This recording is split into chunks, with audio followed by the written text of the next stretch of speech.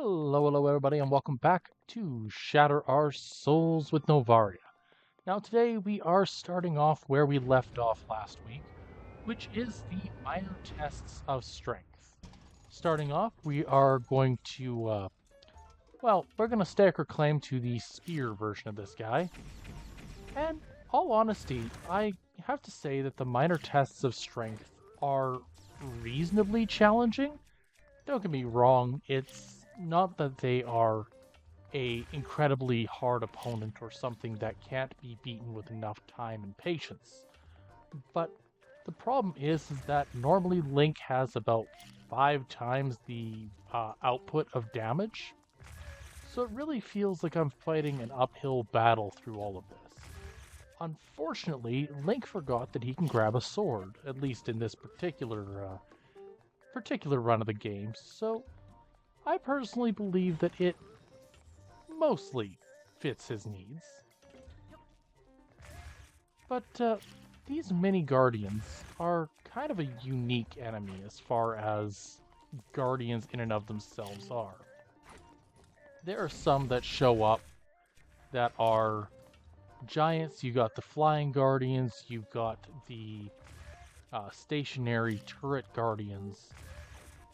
But these guys almost, if I recall accurately, they all are within the shrines themselves, which suggests that they are programmed specifically to act as a helper, not a hinderer. My guess is that these ones were put together ironically after the calamity itself happened, because of how these guys work and the purpose of the Sheikah monks that were left in each of these shrines. I question whether or not these are hidden areas that were left behind for a millennia for Link, or whether it was something that has been around longer. Personally, I initially had the assumption that it was something had been here for ages. But the more I think on it, the more I realize that, well, yes, some of the shrines probably have something more to it. Most of them are just a quick little puzzle, a test, a chance to help the hero grow and get stronger, and faster, more adept. Because unfortunately, Link has been asleep and still has some form of, I want to say, memory loss in and of itself throughout the duration of Breath of the Wild. So it stands to reason that they would want to find a way to help build him up, if at the very least, a little bit. But who knows? Maybe I'm silly. Maybe I'm overlooking things. That happens all the time. But these robots, this specific batch, are less similar to the 8-legged version of the Guardians, and more similar to Terrico that shows up in Hyrule Warriors Age of Calamity. And I gotta say, Terrico is probably one of my favorite characters in the game. Less for how he fights, and more so for the fact that his run animation is ridiculously funny, and it looks like he's a skittering little monster. But I figured that given what The Legend of Zelda Breath of the Wild is, and what it stood for at the time of its release in 2017, I realized that there is a lot of things that Breath of the Wild drew inspiration from. And I suppose the easiest place to start would be at the beginning. Now, if you went all the way back to 1986, right? Yeah. 1986, we had the release of the original Zelda. And it was designed with the mentality of allowing players to experience an adventure. The idea, as cut and dry as it gets, We want the players to actually be able to explore. Want them to see the entire game front to back, start to finish. And so they implemented a save feature, they implemented a menuing feature similar to something like Final Fantasy. But they also implemented features that are far and away beyond the scope of what was expected at the time. Most games were either top-down or side-scrollers, but they were almost always built with this very specific goal in mind for the player. Zelda had a specific goal, but its specific goal was scattered. You didn't have to... How do I put this? In the original Castlevania, each mission had a goal. Get to the end of the level, fight the boss, and move on to the next level. If you jump ahead to games like Ninja Gaiden, exact same premise. Run left to right. Beat the bosses, and boom. Left to right, right to left, and so on and so forth. Beat the bosses, and eventually, the game. This all makes sense. It was par for the course at the time. Zelda said, we're going to plop you in the corner of the world here and see what happens. In Breath of the Wild, they kind of took this same core mentality, started you off at a random cave in the woods, and said, okay, cool. Now that you're here, where to next? You are at the helm of your adventure. And so, it teaches you the basics, the ropes of exploration, how best to traverse the land, before eventually giving you a paraglider that allows you to travel through the air, making traversal and, fall damage less concerning from then on. Ow. Don't mind me just eating mushrooms while my face is in the dirt. Anyways. And so, all in all, while the original Zelda had a, let's call it simplistic combat system, I think that's a fair thing to say, it was constantly being, you were constantly being tested throughout the game, using the various skills, tools, and abilities that you were granted throughout. When it came to combat, nothing really touched on how much things had changed between the first and second game. Zelda 2 took a dive towards the, towards side-scrolling. And side-scrollers aren't bad, by any means. Some of the best games out there are side-scrollers.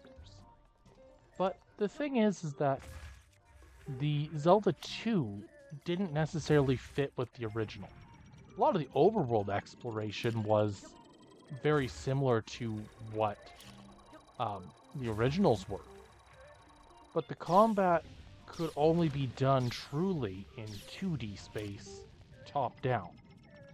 And so, I think it makes a lot of sense and is pretty reasonable that Zelda 2 had a lot more of a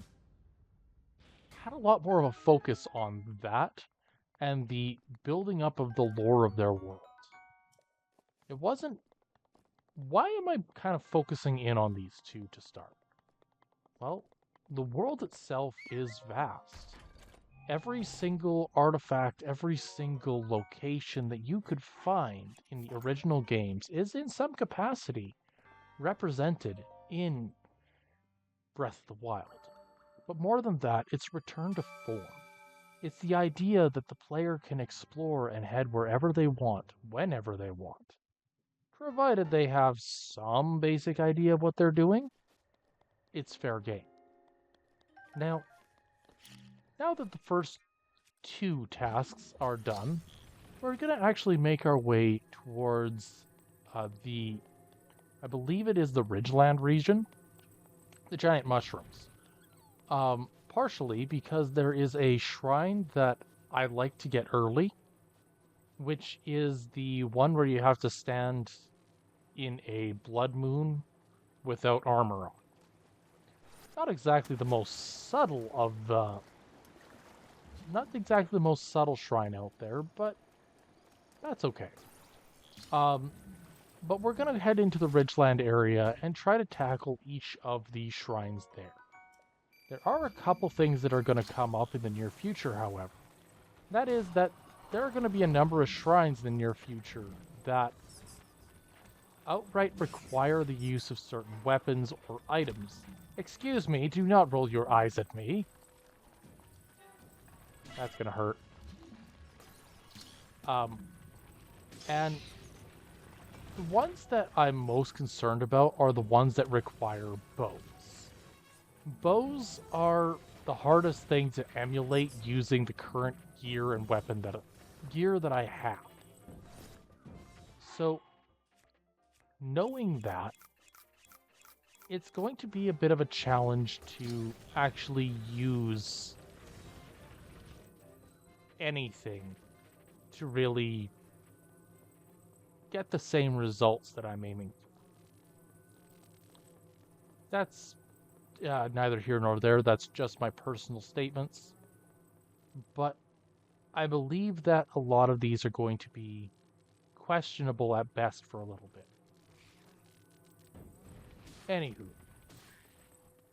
Anywho, with the boulder, the "We Will Rock You" run shall continue. I think my favorite thing about the toolkit that Link has in this is that as long as you're careful, you can pretty well accomplish anything. Like, there is nothing that says that a 3-heart Link can't beat a silver Moblin or even a golden Lionel. But what really determines it is how willing you are to use the tools that you have. And I'll be honest, I like to fiddle with the runes. I've always found them funny.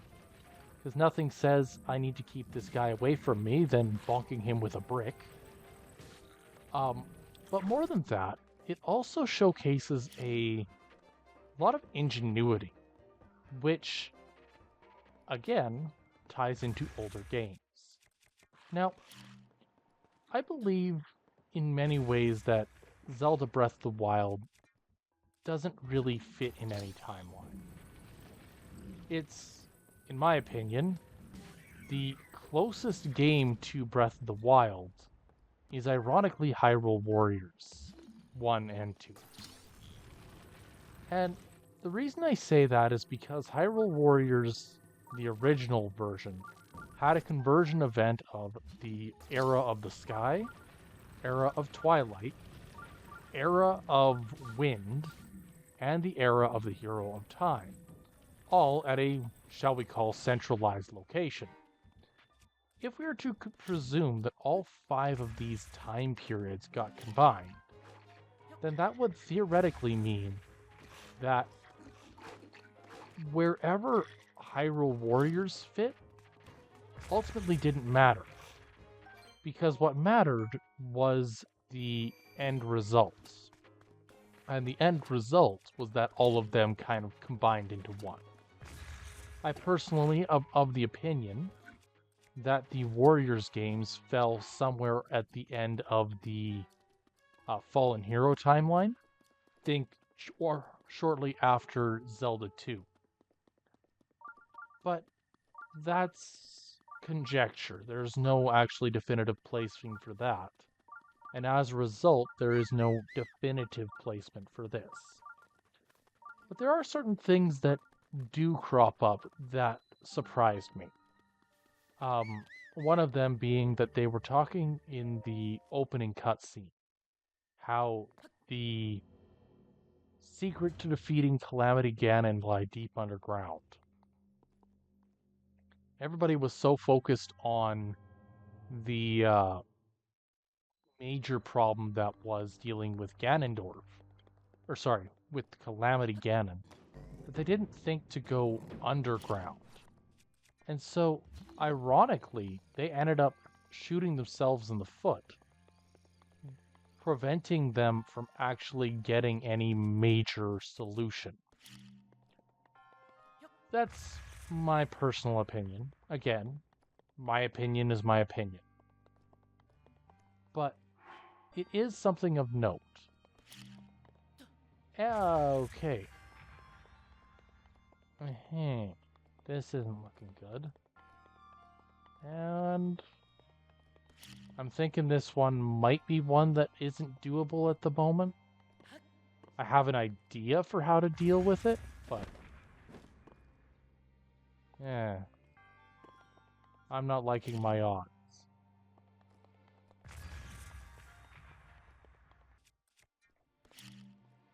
Anywho, little bit of experimentation here, and okay, I'm gonna be straight out with this. I don't actually finish this particular shrine this time. I was too caught up on the fact that the bombs couldn't make a dent in the orbs, couldn't move them, that I neglected that I had other runes that could do the thing. This is one that I do intend to come back to at a later date, now that I actually am able to think more clearly on it. So, yeah, I will be making my rounds through each of them, both the ones that... Each of the shrines that I consider unobtainable at any point in time, I will be going back to at a later time with better gear. This can be better armor or just a clear head, and see what happens. Sometimes I might just be silly and not thinking everything through. And sometimes there might be more to it. We don't know what we don't know. For now, I want to scale the Ridgeland Tower, because I like, well, I really just want to get the map of this area, because if I'm being honest, maps in Zelda kind of, in this one in particular, helps me keep everything somewhat reined in. Otherwise, each video I put up would be like 2 hours long of just me rambling. And that's not exactly fun for everybody now, is it? This particular tower is a bit more of a challenge than some. The first tower, the one that we did on the Great Plateau, we activated and then sprouted out from the ground. The second was the Central Hyrule Tower, and that one was already out of the ground, but surrounded by bats and guardians.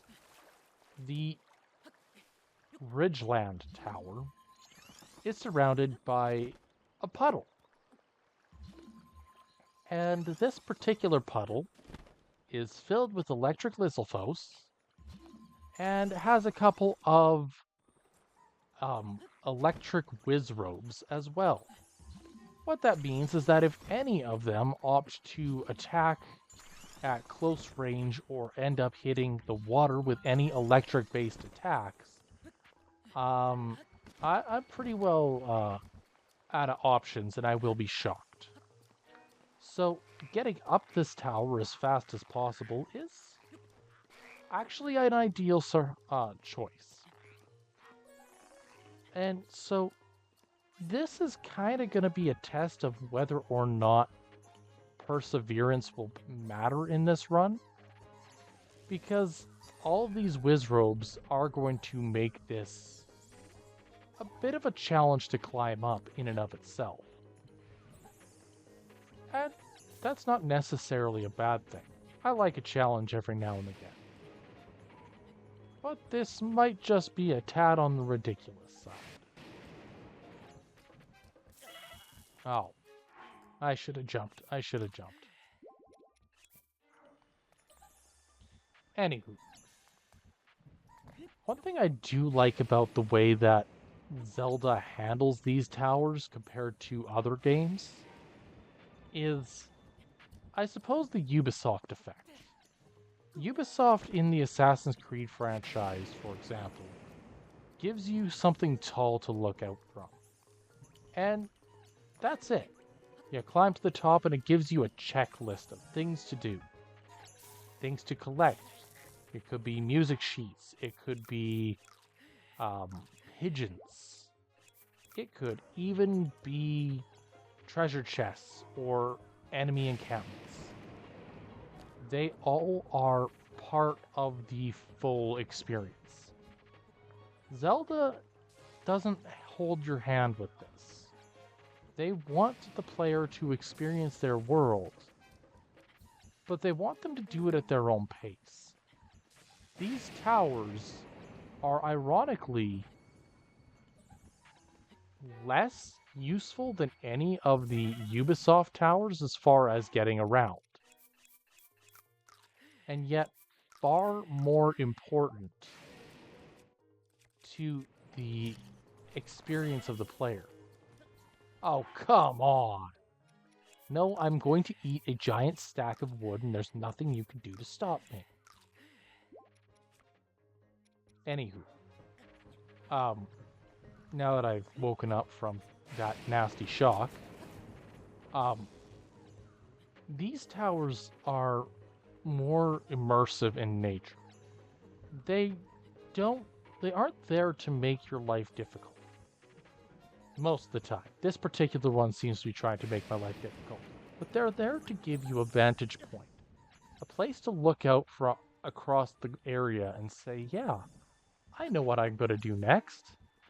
And while other games give that same illusion of being able to look out on the horizon and know what to do and where to go next, Zelda's does more in the vein of, or more in line of letting the player explore, but giving a good waypoint for the player to actually get their bearings of the region. And to be honest, there are going to be towers or there are going to be shrines that are hard to find. That's expected. But there have always been more open-minded with Zelda, I find. Zelda has always been somewhat experimental with their approach. Even when they have a more, shall we say, safe game, by comparison to other ones out there, they still find a way to make it unique and different from what you'd expect. A Link Between Worlds was technically a remake of A Link to the Past. I don't think there are very many people who would argue against that statement. But the thing is that A Link to the Past and Link Between Worlds had vastly different approaches to the world. And yet, one had you slip between Hyrule and the Dark World, and the other had you slip between Hyrule and Lorule. Lorule and the Dark World were never one and the same. But the similarities between them could not be ignored. Okay, I am officially out of food, so please work. What I like about it is that A Link Between Worlds was the safe game, and yet it used somewhat different approaches to the game by using a different type of 3D modeling, by using the slanted aspect ratio, but they also used different perspectives. They used the 2D flat caricature style, and it all melded well in the end. But each of these different approaches to the game really led to something that was, in and of itself, unique and experimental. The same thing could be said for Phantom Hourglass and Spirit Tracks. Phantom Hourglass was the first DS Zelda, and they wanted to showcase the DS capabilities. How they went about this was by making everything effectively done by the touchscreen, which, love it or hate it, was a unique gameplay style, a feature. The big problem with that particular feature came in the form of being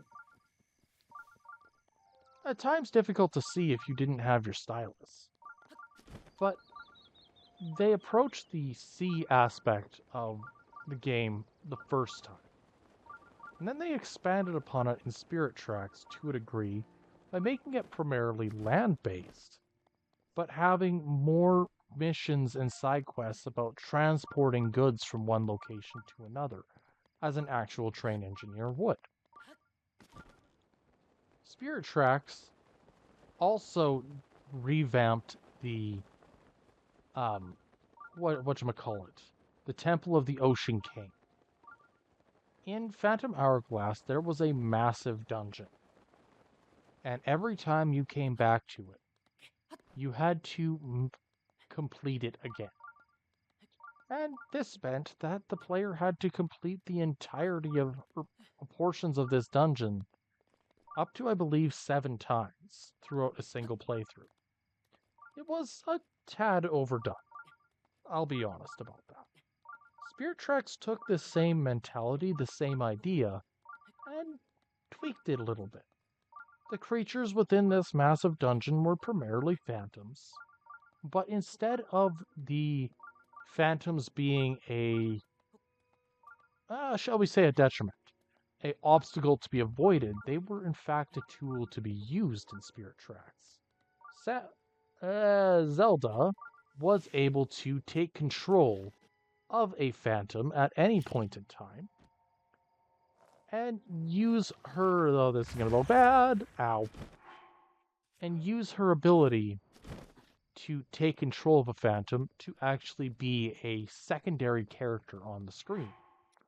This meant that in many ways, Zelda was player 2 and allowed you to play a game in a much more, I don't want to say ergonomic way, but it's a much more unique way compared to a lot of other games out there, especially in the Zelda franchise.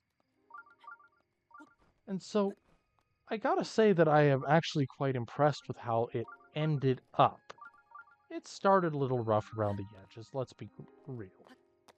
But the end of that entire, we'll say, section of games all had something that it tried to build upon. Each time they tried something a little bit different. But they've never played it safe.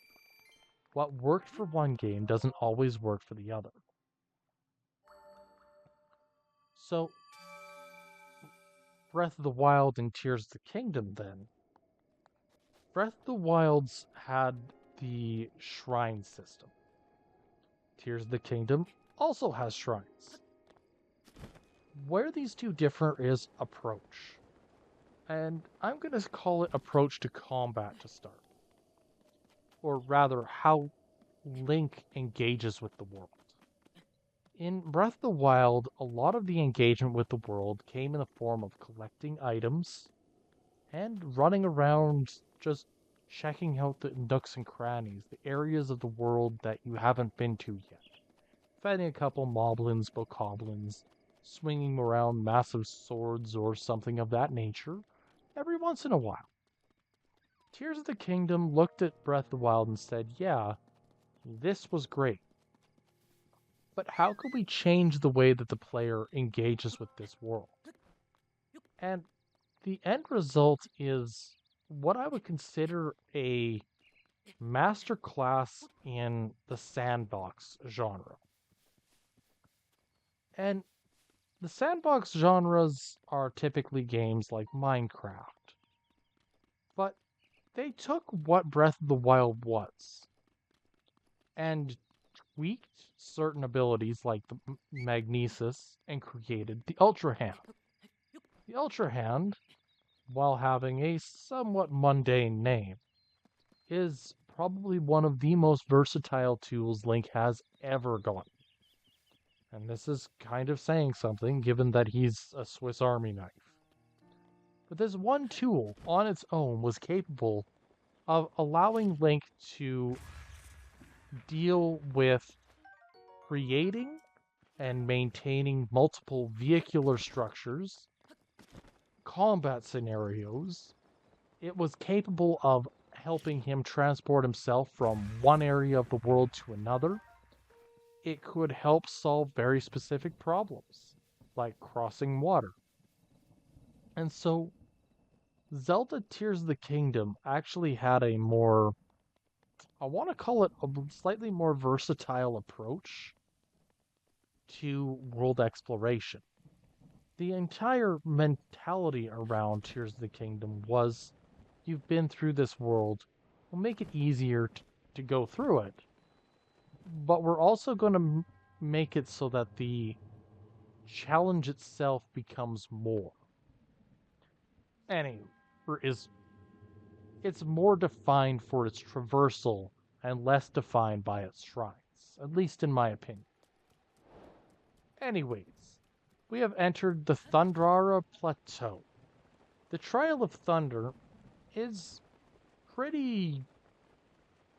I don't know. It's kind of a 50-50 one on a regular playthrough. This, for most players, myself included, the first time you end up here is going to be a little bit rough. Most of the time, steel weapons end up being more durable and deals more damage per strike than, I suppose, what you could call wooden weaponry. And so most players, myself included, tend to ignore wooden weapons in favor of steel ones. The Thundara Plateau switches things up again and up a bit and forces the player to take a step back and actually pay attention to, I suppose, more of your surroundings as a whole. You need to take off the metal. You need to work on what you have. And yes, that does mean that you're going to probably end up be like me and find a rock. Just a random rock to lift yourself up enough to throw one of those orbs over onto the plateau.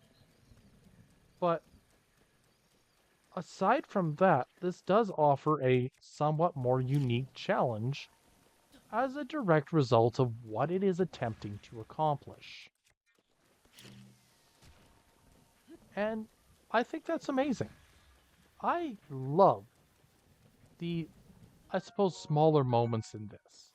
The ones that showcase just how much the devs were thinking about traversal, how much the devs were thinking about what would the average player do.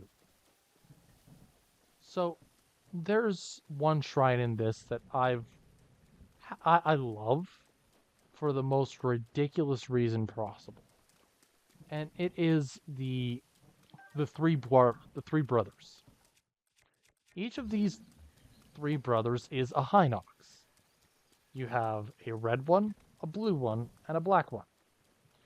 And each of these Hinox has one of the Sheikah orbs around their neck, on a necklace kind of thing. That didn't work. And so the goal of it is to get these three orbs up to a central location, and you'll get your shrine. I myself am not a stealthy person. I am about as stealthy as a bull in a china shop. Which is to say, not at all. Recently, I've been playing games like Metal Gear Solid. And the initial statement of, oh, this is a stealth mission. Well, world's doomed. Anywho. That all being said, getting the orbs away from the Hinoxes without resorting to combat is incredibly difficult for me. And so I myself focused very heavily on the combat side of it. Unfortunately, I beat 2 of the 3 before a blood moon happened my first time, but the statement more or less still stands. The approach has 2 different solutions. Option A is You run in with what you have, destroy all of the Hinoxes, collect a couple new pieces of gear while you're at it, because why not? And then you're all scot-free. You're ready to go, right? But other times, there are... No, excuse me. Other times there are going to be circumstances that the stealth approach is going to be the better one. And I'll admit it. The Three Brothers, the stealth approach is the best approach. For Eventide Island, it is another one of those, maybe you should use the stealth approach for part of it. I personally think that it is the way to go, but I'm also the type of person who runs at it with whatever I happen to have on hand, because why not? And again, nothing's stopping you. Each of these bigger shrines, each of these more open-ended shrines, end up having solutions that ordinarily are relatively simplistic. But there's always more than one way around it. Modern game design has flipped the script. Back in the 80s, 90s, there was this prevailing idea that you just had to find the right key for the lock. And lock and key game design has never truly gone away. The difference is that they've changed the nature of the key. I want to look at... Oh, let's look at Ocarina of Time. Ocarina of Time, you have the lock and key structure. But it's different. In the first little bit, you have the Great Deku Tree. To get into the Great Deku Tree, you need the key to get past Mido. Mido wants you to have a sword and shield. So you get your sword from a little nook in the corner, and you have to spend 40 rupees on a shield. Perfect. You have a sword and shield, he'll let you buy it. You talk to the Deku Tree and enter your first dungeon. Now you have two options. You can go up, or you can go up until you hit the top. But once you reach the top of the Great Deku Tree, you can jump down and cause a small cave-in that allows you into the lower half of the dungeon. You can do that at any point in time. There's nothing stopping you. But if you do it too early or don't approach it the right way, you'll end up stuck down there without being able to proceed forward because you need the slingshot. So you need to go get the slingshot to get through the first room that has the Deku Kid in there. So, alright, you have that key. What about bombs? That's another key. The boomerang is another key. How about the Kuko that wakes up Malon's father? That's another key. Each and every one of these keys is necessary to proceed. And so this lock and key gameplay has existed in Zelda since, I would love to say, probably since A Link to the Past. Ocarina of Time took it and pushed it a bit further. And each subsequent game in the Zelda franchise has approached lock and key game design in much the same way. Breath of the Wilds tried to take lock and key game design and say, yeah, we understand it's a thing, and we're going to keep part of that around. But it doesn't really have lock and key game design at all. Okay, maybe this exact moment isn't a really good showcase for that, but the locks and keys that you get in Breath of the Wild are very different from the ones in other games. It's much more open-ended.